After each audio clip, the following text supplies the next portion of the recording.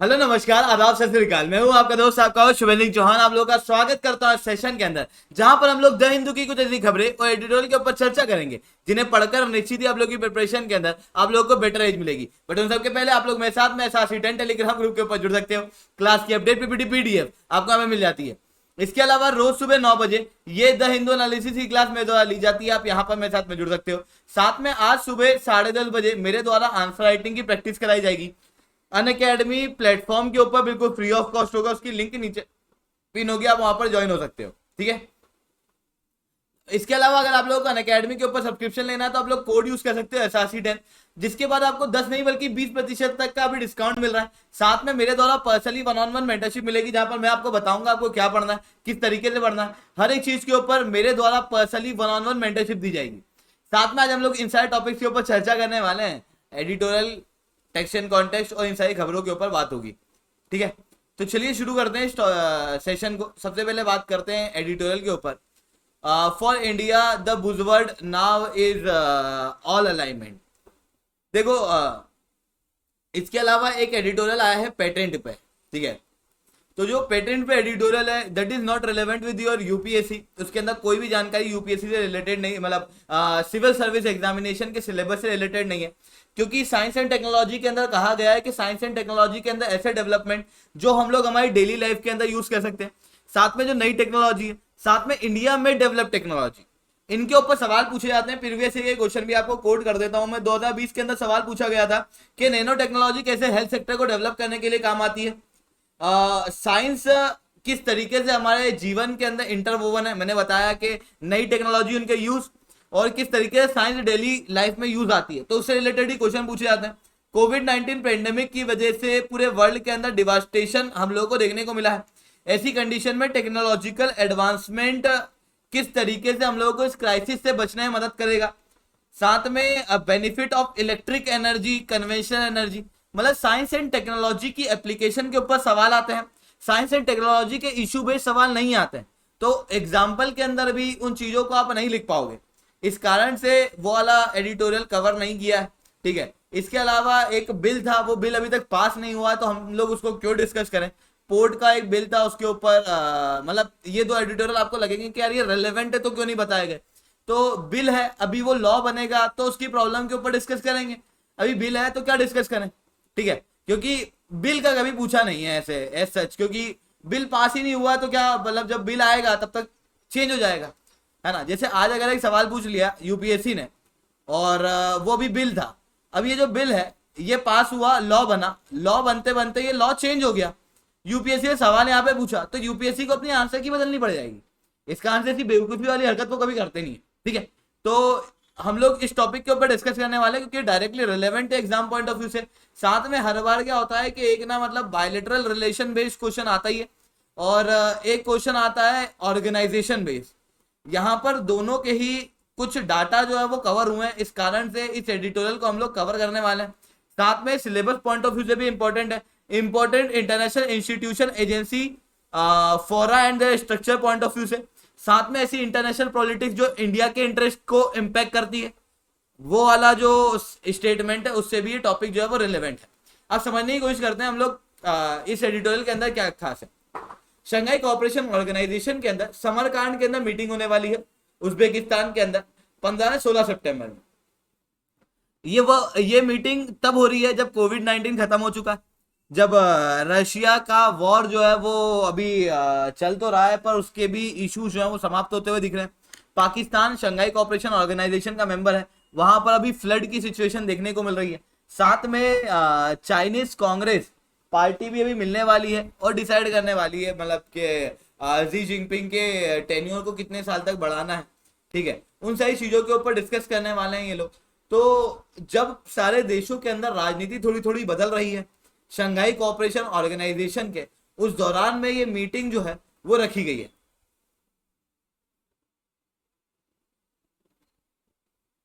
जिसके अंदर 8 member state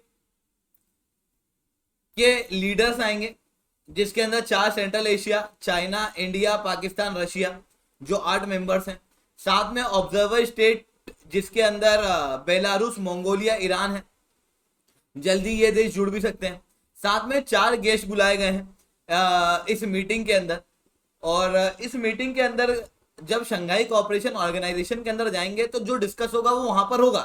पर शंघाई कोऑपरेशन ऑर्गेनाइजेशन का महत्व क्या है वो हम लोग अभी समझ लेते हैं, ठीक है। जो डिस्कशन होगा उसको हम लोग फिर बाद में वापस कवर कर लेंगे। तो शंघाई कोऑपरेशन ऑर्गेनाइजेशन और ब्रिक्स, आप समझना, ये वो जगह है जहां पर रशिया के साथ में हम लोग कोलैबोरेट करते हैं, चाइना के साथ में हम लोग कोलैबोरेट करते हैं। कल आपने शंघाई कोऑपरेशन ऑर्गेनाइजेशन के नोट्स बनाए होंगे, तो उसके अंदर ना एग्जाम्पल आप अब इस एडिटोरियल के जरिए एडअप कर सकते हो, ठीक है।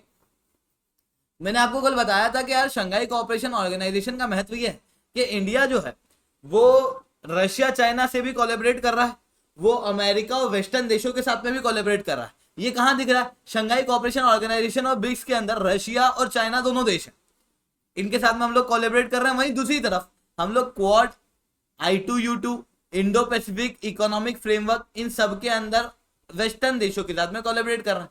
IPEC के अंदर से इंडिया पूरी तरीके से नहीं हटा है, मैं अभी बता दूं। कुछ थंबनेल देख के आपको लग रहा होगा कि IPEC से हट गया भारत। भारत अभी हटा नहीं है पूरी तरीके से, केवल जो ट्रेड वाला पिलर है ना वो भारत ने ज्वाइन नहीं किया है, ठीक है। बाकी 3 पिलर के ऊपर भारत ज्वाइन किया हुआ है, ठीक है। इसके अलावा इंडिया जो है उसने वॉस्टॉक एक्सरसाइज की है रशिया के साथ में मिलके। तो वहीं दूसरी तरफ वेस्टर्न देशों के साथ में मिलके पिच ब्लैक ऑस्ट्रेलिया के साथ, और अभी युद्ध अभ्यास भारत LAC के ऊपर अमेरिका के साथ में मिलकर करने वाला है।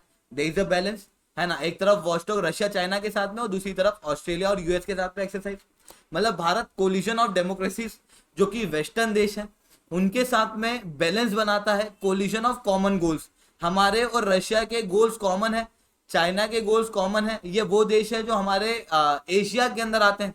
जब एशिया के अंदर आते हैं तो इनके गोल्स हमारे गोल से काफी मेल खाते हुए मिलेंगे। वहीं कोलिजन ऑफ डेमोक्रेसी जिसके अंदर वेस्टर्न देश मिलेंगे जो कि डेमोक्रेसी को फैलाव करने की बात करेंगे। तो इन दोनों के बीच में एक फाइन बैलेंस जो है वो भारत क्रिएट करता हुआ जनरली दिखता है। इस मीटिंग के अंदर हम लोग रशिया जो से मिलने वाले हैं। अब रशिया से मिलने वाले हैं तो रशिया के अभी तक के क्या रिलेशन है जो चेंज नहीं होंगे एग्जाम तक, और जो इंपॉर्टेंट है उसके ऊपर चर्चा कर लेते हैं। तो रशिया ने क्या किया है, यूक्रेन के ऊपर अटैक किया। याद करो थोड़ा सा, यूक्रेन के ऊपर अटैक हुआ था रशिया का, जिसके बाद रशिया के ऊपर कई सारे रिजोल्यूशन लाए गए थे यूनाइटेड नेशन के अंदर। इंडिया ने उन सबको एब्सटेन किया था। रशिया से तेल के इंपोर्ट को कम किया है वेस्टर्न देशों ने, वहीं दूसरी तरफ भारत ने अपने इंपोर्ट को बढ़ाया है डिस्काउंटेड रेट में। दूसरा कि हम लोग मिलने वाले हैं जी जिनपिंग से। अब जी जिनपिंग से मिलना क्यों खास है, तो मैंने बताया था कि लाइन ऑफ एक्चुअल कंट्रोल के ऊपर पेट्रोलिंग पॉइंट 15 के ऊपर डिसएंगेजमेंट इंडिया और चाइना के बीच में हो चुका है। हॉट स्प्रिंग के ऊपर जब हम लोग के ऊपर यहाँ पर डिसएंगेजमेंट हो चुका है, तो आने वाले समय में अगर प्रधानमंत्री और वहां के प्रेसिडेंट मिलते हैं तो शायद कोई सॉल्यूशन निकल सकता है। पर ऐसा कैसे लग रहा है हम लोगों को, क्या कभी ऐसा हुआ भी है?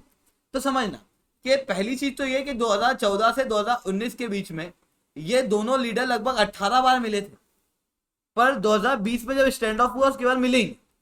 इसके पहले डोकलाम के अंदर फेस ऑफ हुआ था, अगर आपको याद होगा, इंडिया चाइना के बीच में। जब डोकलाम के अंदर फेस ऑफ हुआ था ना, तो उस समय पर G20 की समिट के अंदर ये दोनों देश मिले थे। उस समय पर ब्रिक्स के अंदर ये दोनों देश मिले थे, जिसके बाद में दोनों देशों ने मिलके चीजों को सॉल्व किया, अपने डिस्प्यूट जो है वो रिजॉल्व किए, जिसके अंदर दोनों देशों के लीडर्स मिले थे। तो लीडर के मिलने की वजह से काफी इंपैक्ट पड़ता है, ठीक है। अब बात ये भी कर लेते हैं कि भैया कहाँ पे डिसएंगेजमेंट हो चुका है। जब आप अपने आंसर के अंदर कोड करो तो सही रूप से कोड कर दो। तो देखो, एक गलवान वैली के अंदर डिसएंगेजमेंट हो चुका है, ये पेट्रोलिंग पॉइंट 14 है। हॉट स्प्रिंग और गोगरा रीजन के अंदर डिसएंगेजमेंट हो चुका है। नॉर्थ साउथ पेंगोंगसो लेक के अंदर डिसएंगेजमेंट हो चुका है। कहीं पे नहीं हुआ है तो वो ये दौलत बेग ओल्डी और देपसांग प्लेन और नीचे यहाँ पर डेमचौक रीजन मिलेगा, यहाँ पर अभी तक डिसएंगेजमेंट नहीं हुआ इंडिया चाइना के बीच में। तो यहाँ पर डिसएंगेजमेंट होना बाकी है। मैंने बताया कि यार एसोसिएटेड स्टेट के रूप में, कल ही बता रहा था आज ही बताया, ईरान है, और ईरान को शंघाई कोऑपरेशन ऑर्गेनाइजेशन में जोड़ने की बात की जा रही है। अब शंघाई कोऑपरेशन ऑर्गेनाइजेशन में अगर ईरान जुड़ेगा तो अच्छी चीज है, पर अभी ईरान से हम लोग बातचीत तो कर ही सकते हो कि शंघाई कोऑपरेशन ऑर्गेनाइजेशन की मीटिंग के अंदर ईरान भी आने वाला। अब ईरान के साथ में बायलैटरल रिलेशन के अंदर क्या इंपॉर्टेंट है, थोड़ा सा वो देखो। तो देखना यहाँ पर, यहाँ पर आपको इंडिया दिख रहा होगा। मैंने आपको कई बार बताया है कि यार यहाँ पर ये पाकिस्तान ऑक्यूपाइड कश्मीर है इस रीजन में, इधर देखोगे तो ये चाइना ऑक्यूपाइड कश्मीर है। हम लोगों को ऊपर से कहीं जाने की, सेंट्रल एशिया अफगानिस्तान जाने की जगह ही नहीं मिलती है।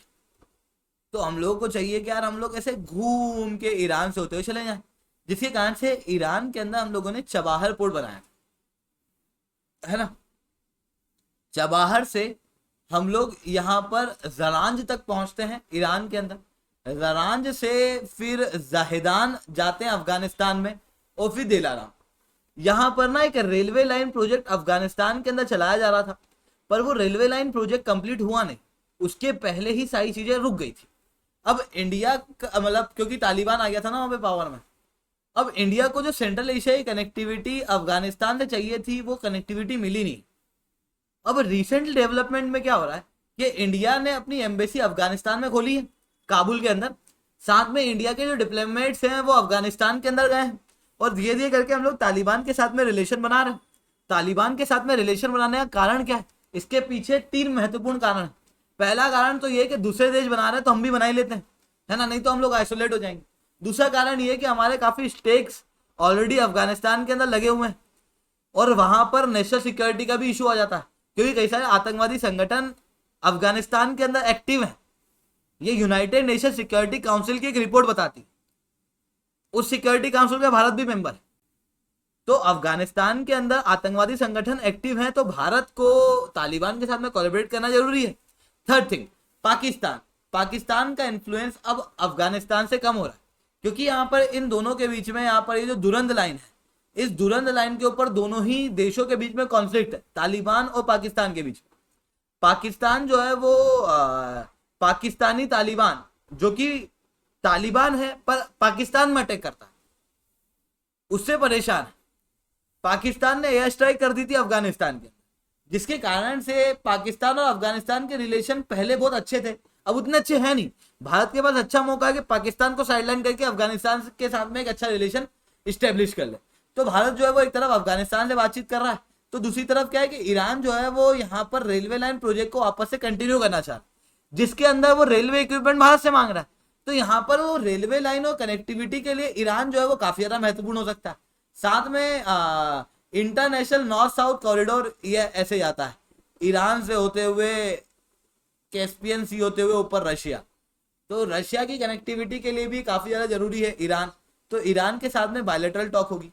साथ में एक आर्टिकल आया था, आज ही आर्टिकल आया है, फ्रंट पेज पे आर्टिकल है, तो उसको भी मैं यही डिस्कस कर रहा हूँ, ठीक है, क्योंकि रिलेवेंट है बिल्कुल पॉइंट, क्योंकि हम लोग अभी ईरान के साथ में ईरान के रिलेशन के बारे में डिस्कस कर रहे हैं।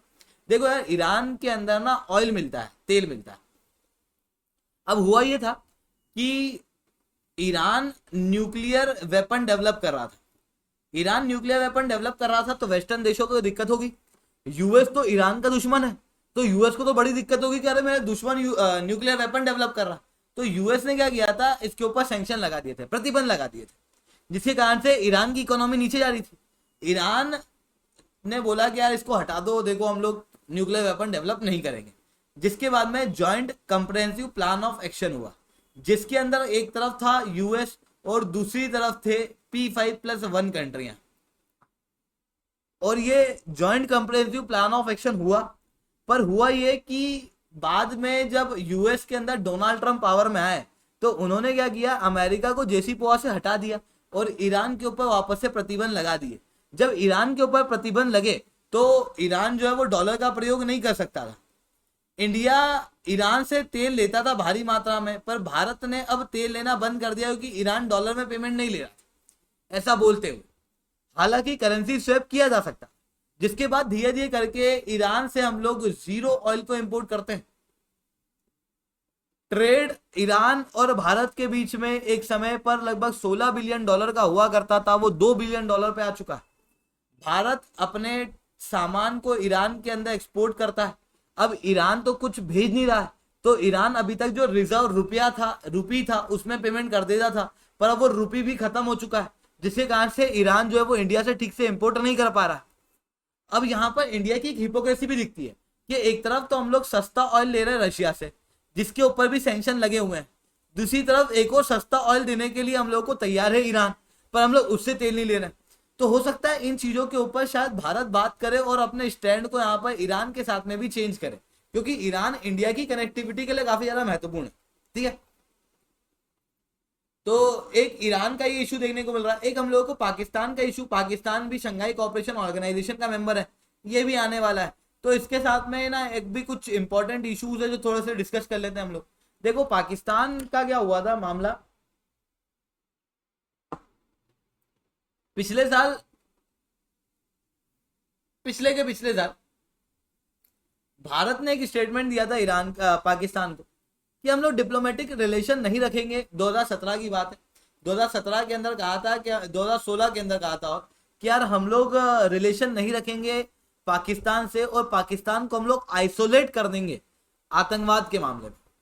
वहीं दूसरी तरफ जब 2019 के अंदर भारत ने जम्मू कश्मीर के अंदर आर्टिकल 370 को हटाया तो पाकिस्तान ने कहा कि हम लोग भारत के साथ में व्यापार नहीं करेंगे, जिसके बाद से इंडिया और पाकिस्तान के रिलेशन जो है वो काफी स्ट्रेंड हो चुके हैं। हालांकि इसी बीच में बैक चैनल टॉक के जरिए दोनों देशों ने सीज फायर एग्रीमेंट को और स्ट्रॉन्ग कर लिया था, जिसके कारण से सीज फायर काफी हद तक रुक चुकी है। अभी पाकिस्तान की हालत थोड़ी सी खराब है, पाकिस्तान के अंदर इकोनॉमिक क्राइसिस आया पड़ा है, पॉलिटिकल क्राइसिस तो पहले से है ना, मतलब जब से जन्मे हैं ये तब से ही है। इसके अलावा पाकिस्तान के अंदर प्रॉब्लम ये भी है कि पाकिस्तान के अंदर अभी रिसेंटली फ्लड आया था और साथ में पाकिस्तान जो है उसकी अर्थव्यवस्था, उसका जो रुपया है वो काफी ज्यादा कमजोर हो चुका है। ठीक है, और साथ में फूड क्राइसिस भी वहां पर देखने को मिल रहा है। ऐसी कंडीशन में पाकिस्तान को किसी की हेल्प चाहिए तो पाकिस्तान हो सकता है कि भारत की हेल्प मांगे और फिर भारत थोड़ी पाकिस्तान की मदद करे। ठीक है, पर हो सकता है वाली बात अभी दिमाग में मत रखो, अभी ये रखो कि पाकिस्तान के इशू क्या है। ठीक है, ईरान के साथ के क्या इशू थे वो याद रखो, अफगानिस्तान के अभी इशू क्या है, रशिया के साथ में क्या है, उनके ऊपर डिस्कशन हो ना हो वो बात की बात, इशू तो बताओ, सॉल्यूशन हो जाए तो फिर आगे उसको भी लिख देंगे। ठीक है, क्योंकि ये ऐसी ऐसी चीजें हैं जो मैं बता रहा हूं जो चेंज नहीं होगी एग्जाम तक। ठीक है, तो केवल वो पॉइंट को मैं कवर करा रहा हूं। इसके अलावा टेक्स्ट एंड कॉन्टेक्स्ट के अंदर क्या खास है, अंडरस्टैंडिंग द विंडफॉल टैक्स, ये क्यों पढ़ाने लग गया, अब विंडफॉल टैक्स पढ़ेंगे क्या हम। देखो ये टैक्स जो है वो थोड़ा सा चर्चा में है, सारे टैक्स नहीं पढ़ने होते हैं, मतलब ये पढ़ा रहा हूँ इसका मतलब ये नहीं कि जमाने भर के टैक्स पढ़ लो।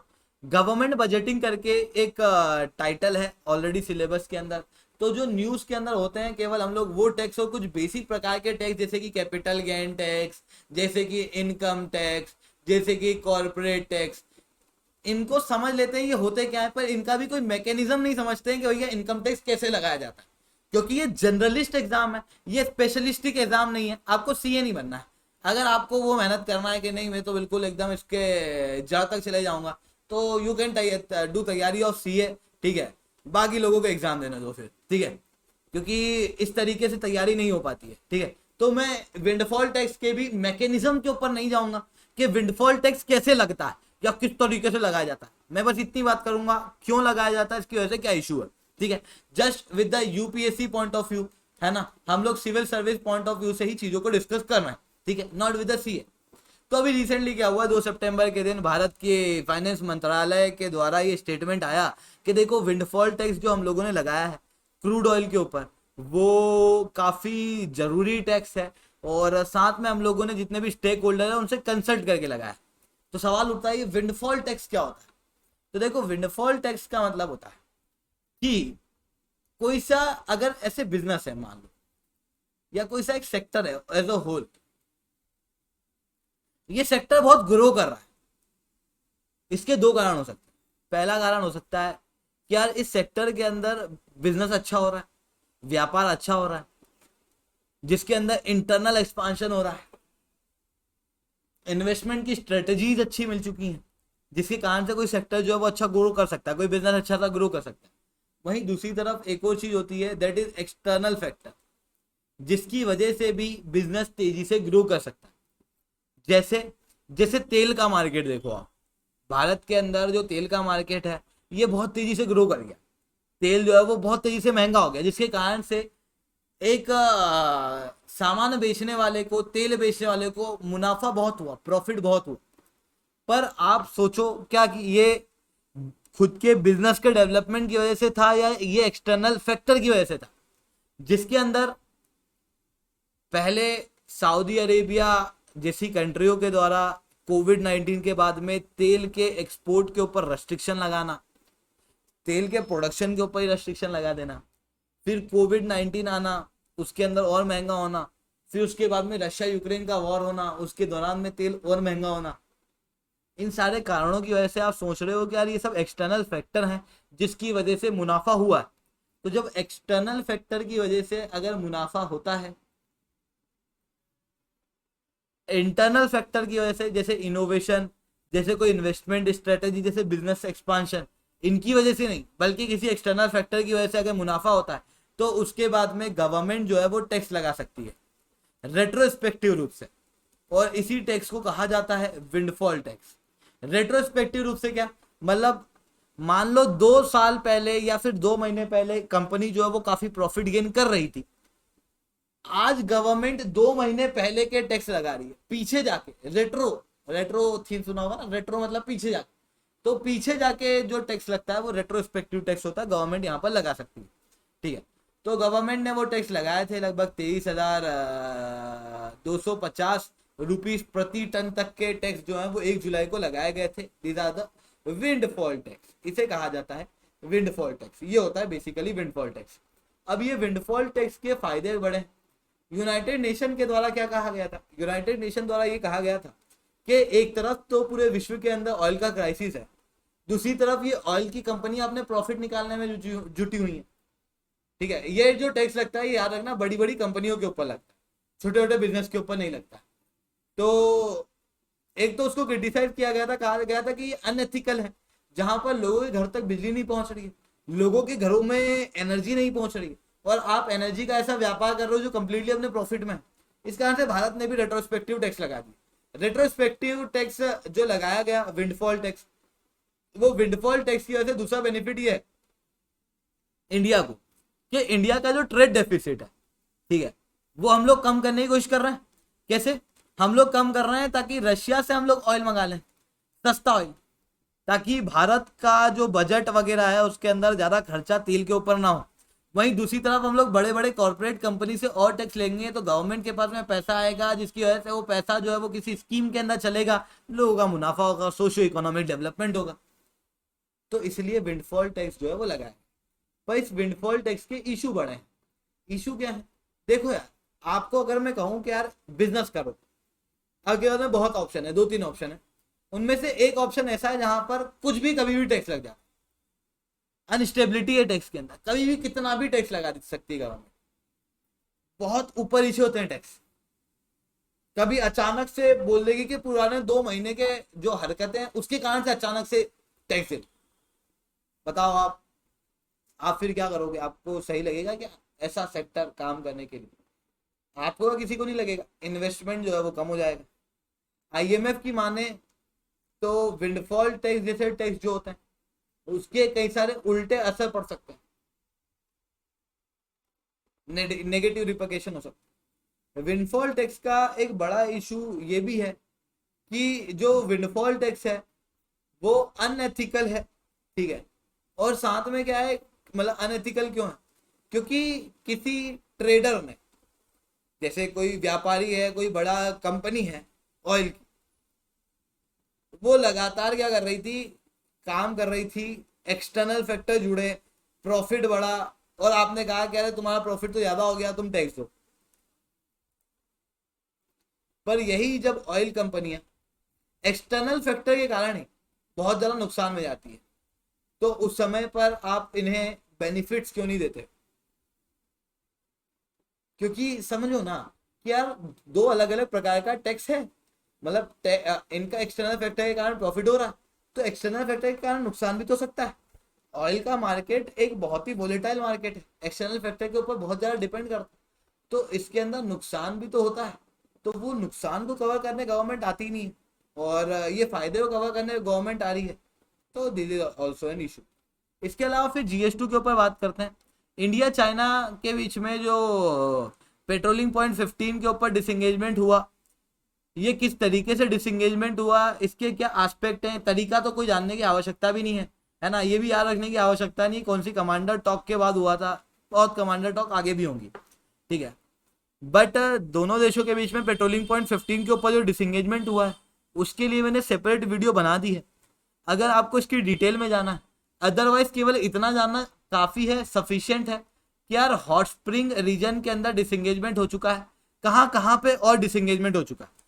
हालांकि एक यहाँ पर पेट्रोलिंग पॉइंट 15 के डिस्प्यूट क्या है, उन डिस्प्यूट को आप समझने के लिए मेरा वीडियो देख सकते हो, 4-5 दिन पहले ही आया हुआ है।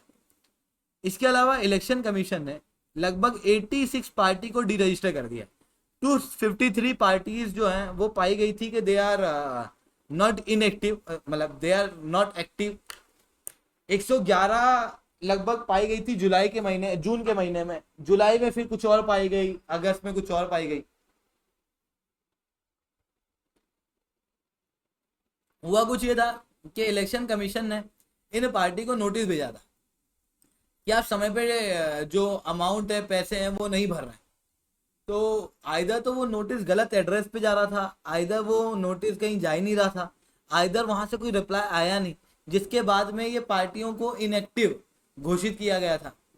अभी डिलिस्ट कर दिया गया है इनको रजिस्टर पार्टी में से।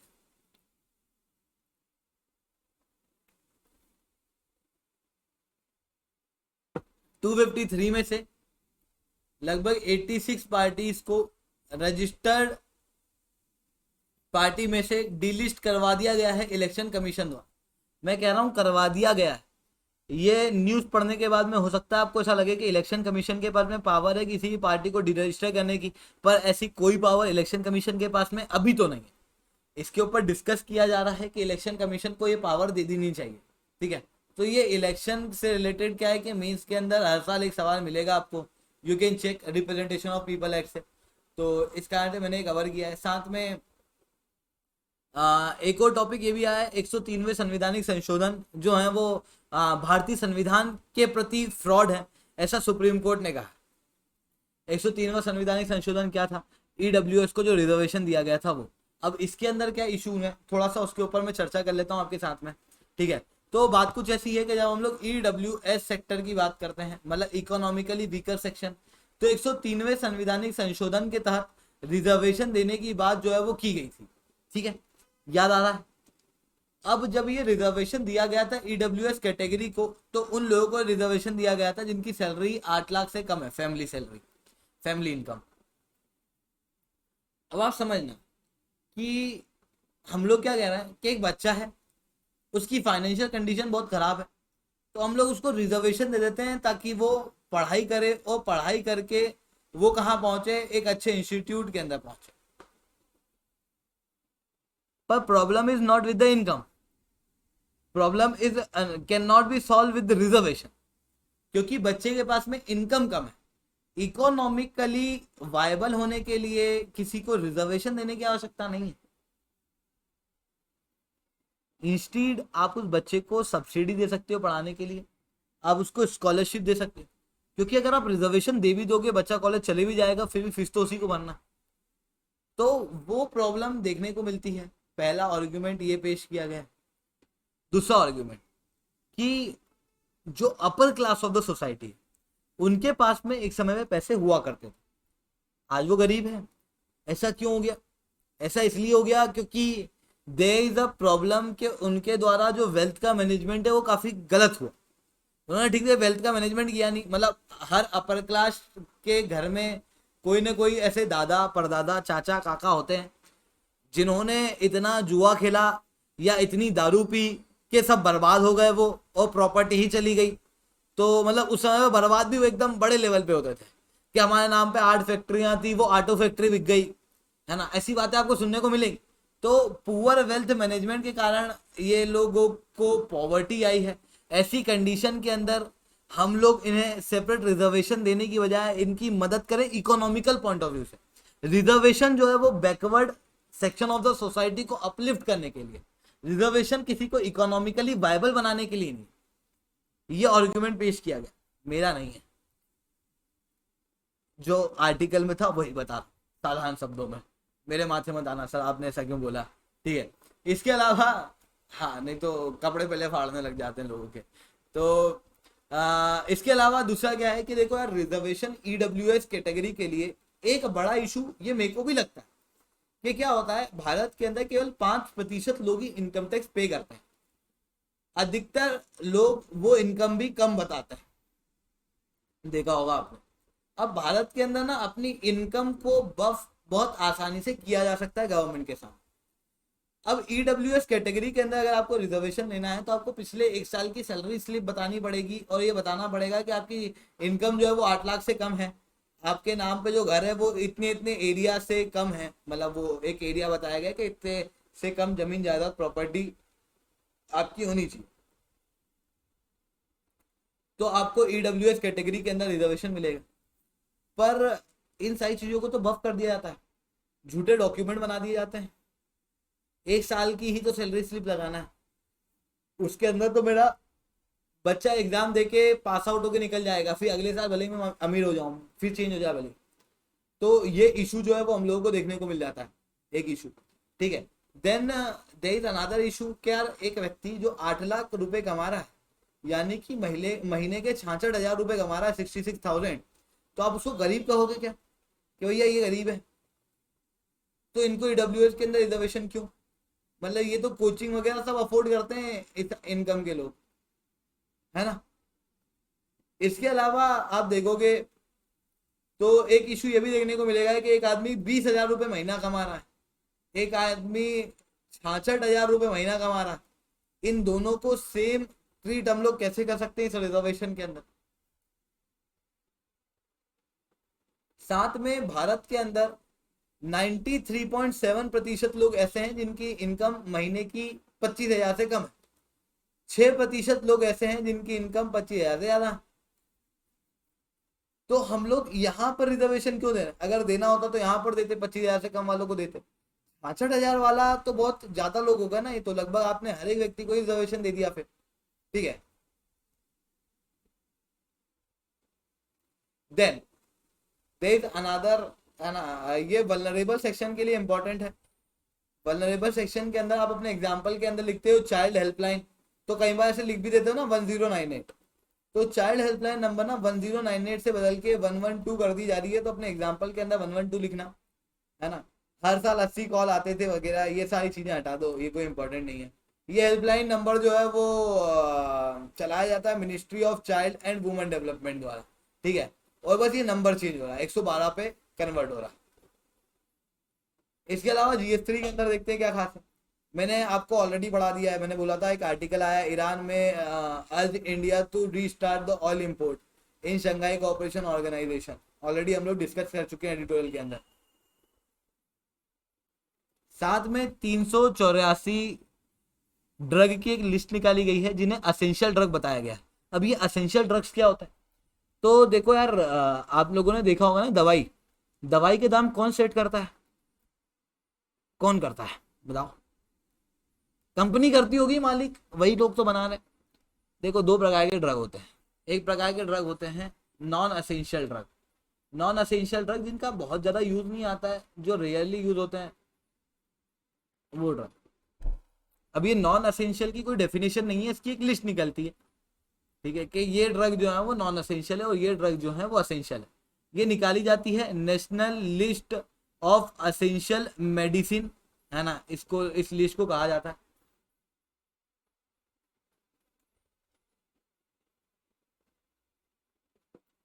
National list of essential medicine निकाली जाती है हेल्थ मंत्रालय द्वारा, हेल्थ मिनिस्टर इसे रिलीज करते हैं। ठीक है, और जो यहाँ पर नाम लिखे होते हैं वही यहाँ पर असेंशियल मेडिसिन मानी जाती है ना।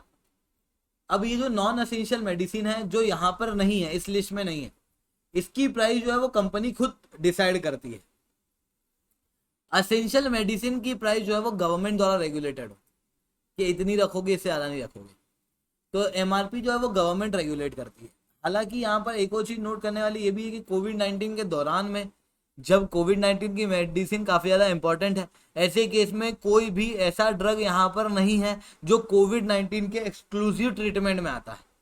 ठीक है, तो दोस्तों आज के लिए इतना ही रखते हैं। लेक्चर अच्छा लगा हो तो लाइक करो, लेक्चर बहुत अच्छा लगा हो तो SRC10 कमेंट करो। अगर आप लोगों को अनअकैडमी के ऊपर सब्सक्रिप्शन लेना है तो आप लोग कोड यूज करोगे SRC10 याद रखना, SRC10 के अंदर स्पेस नहीं है। SRC10 कोड का यूज करने के बाद में आप को 20% तक का डिस्काउंट मिलेगा। साथ में आप लोगों को इंडिया के टॉप एजुकेटर से पढ़ने का मौका मिलेगा। साथ में मेरे द्वारा पर्सनली 1-on-1 मेंटरशिप मिलेगी। साथ में 20 स्टैंडर्ड किताबें मिलेंगी। साथ में आप लोगों को टेस्ट सीरीज मिलने वाली। तो जाओ सब्सक्राइब करो, SRC10 कोड का प्रयोग करो। आज के लिए इतना ही दोस्तों, जय हिंद जय भारत।